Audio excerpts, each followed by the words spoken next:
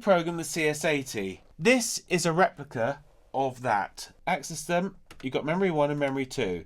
So memory 1, that's that one there, and I've got it on this thing. Play it. Now we go to this one, that's bank 2, bank 2. Put them together.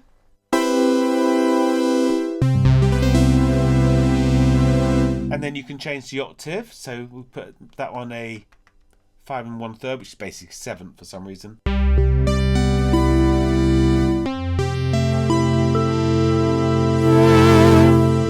And then what else you can do is put a little bit of decay on so that it's like it has a kind of a belly effect.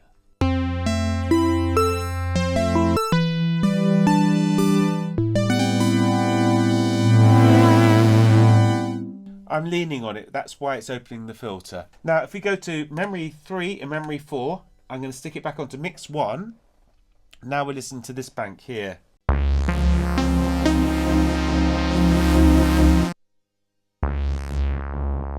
These buttons here, if I take this onto 0,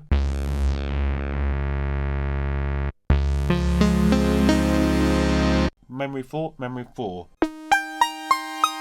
Put them together.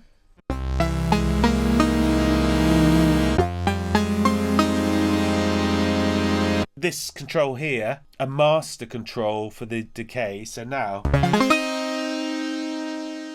we'll start off with the top panel. The second panel is exactly the same as the top.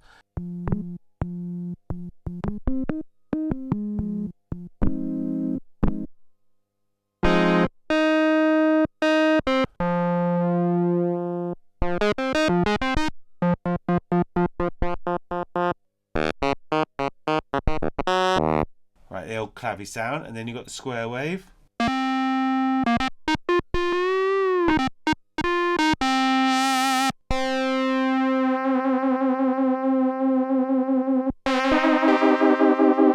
So that's the oscillator's got its own VCO, sawtooth.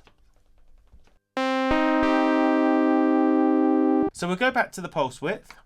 You can have them both on at the same time. We've also got noise.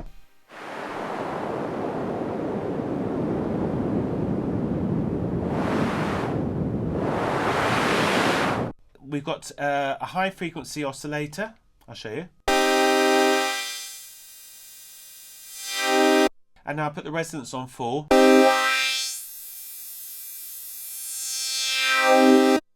And the low frequency has also got its own resonance. So that's something that's unique to the Yamaha synths.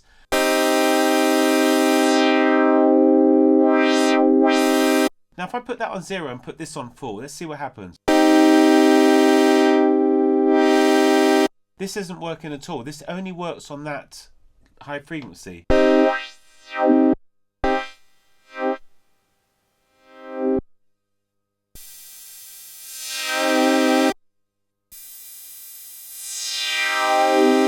Now we'll just put that on halfway.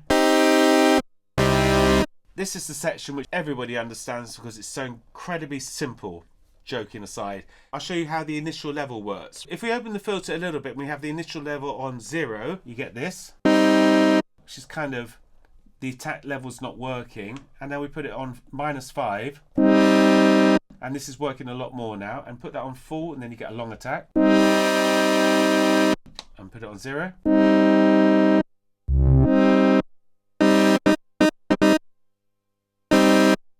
Now we're going to go to the sine. Now the sine starts after the filter section. So if we turn the level of the oscillator down to 0, and then we bring in the sine. Now you've got attack, decay, sustain.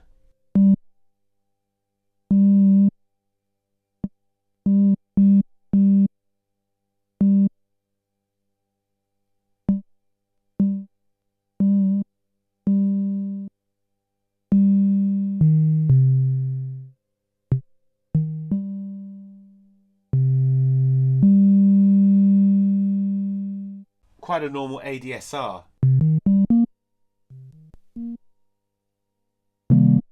this is the touch response.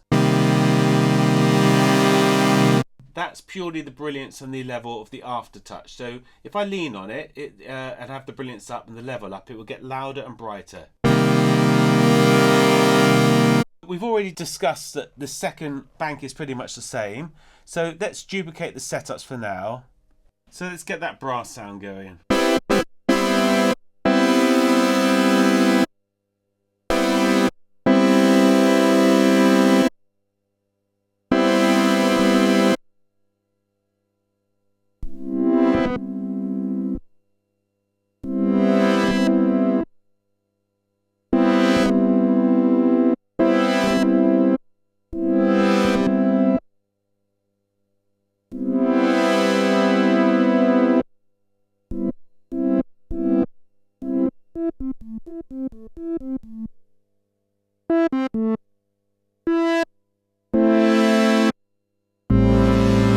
Try it with the sawtooth. I'm purposely not using loads of modulation. I want to show you the sound kind of clean before we do all the modulation. The Aftertouch. This is touch response to go to the modulation of the waveform, and this is to open the filter. So we can do stuff like this if we just have the filter open. If we come to this section here, this controls the volume of the lower half of the keyboard, and this controls the volume of the higher part of the keyboard. So just to be extreme, if I hit the chord like this,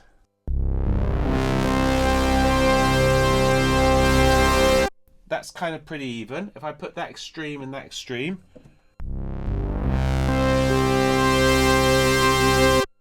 it's turned the level of the top half of the keyboard up and the level of the bottom half down. I've swapped it over. By the way, that's 0 and that's full.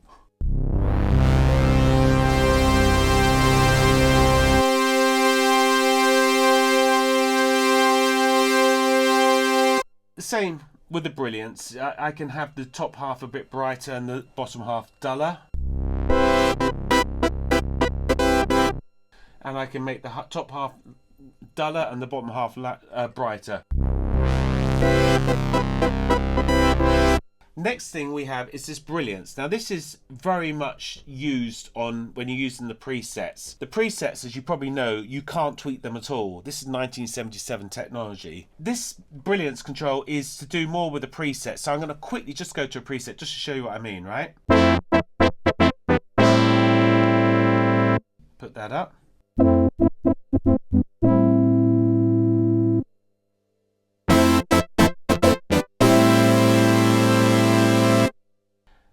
Now, same with the resonance.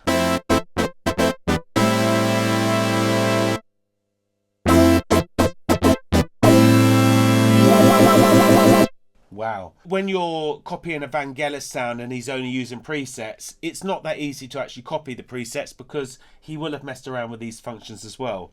You can control the sustain as well. So you can have a brass sound like this, tight, and you can do this. So if you think about, you change this and change that,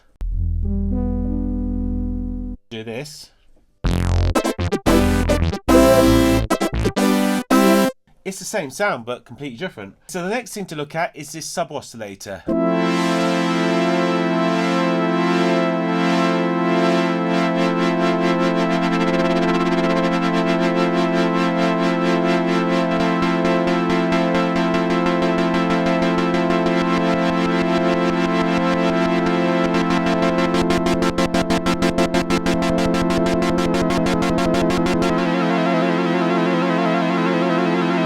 Check this.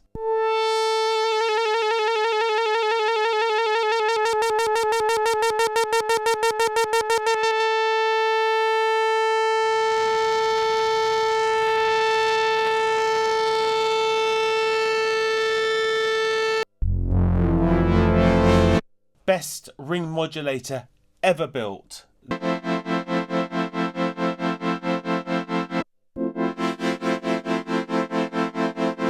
And now if you bleed in the attack time, decay time, it kind of speeds it up and slows it down. So check this.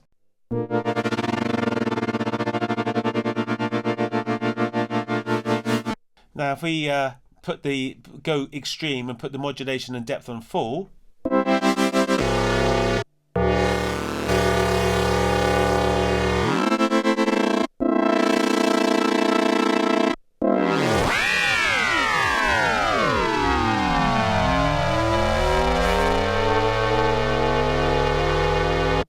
and that's how they got the Doctor Who theme.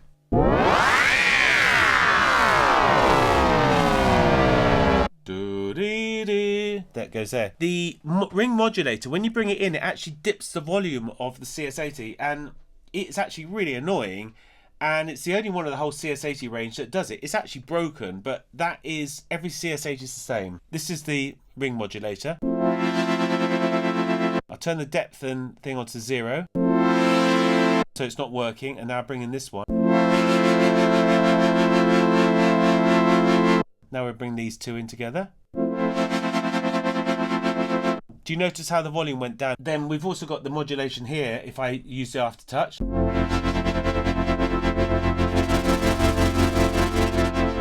And then just to kill it, let's bring in these two modulations as well, right?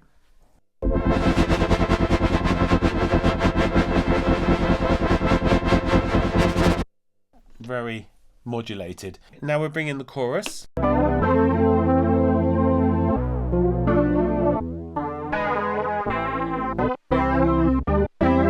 Tremolo.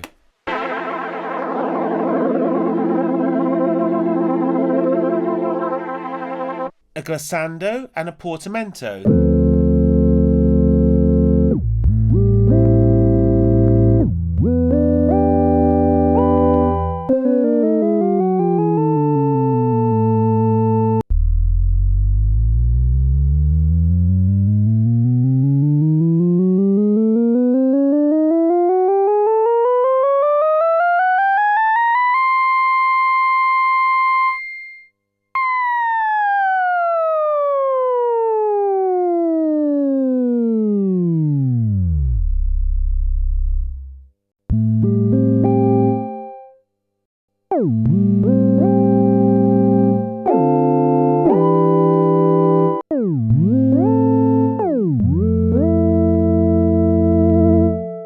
I'll just show you quickly how to make a bell sound on this. So we've already got it on the sine tones. We'll knock this up to 4.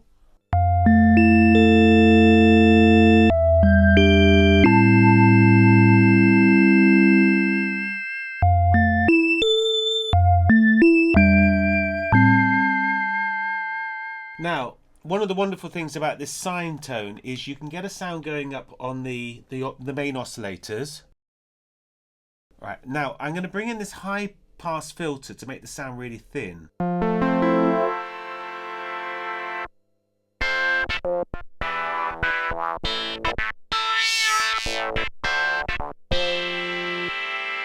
Now we can bring in the tone.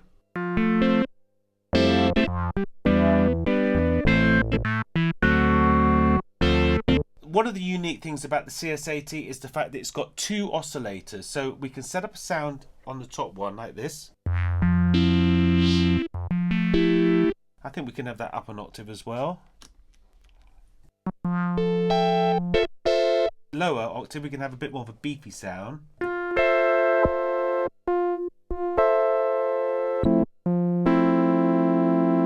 We can have a long attack.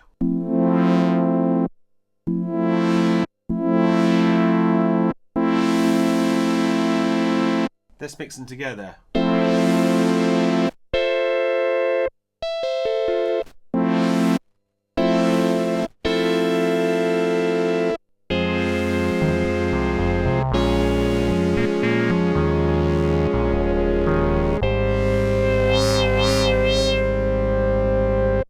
I won't pretend that I've done everything on the CS-80, but I've given you a broad overview. If you will come to program one of the plugins, like the Arturia CS-80V, the Cherry Audio GX80, or the Softube Model 77, this has given you some ideas on how to program it. Thanks for watching. Please check out my other videos, and please like and subscribe. Thanks.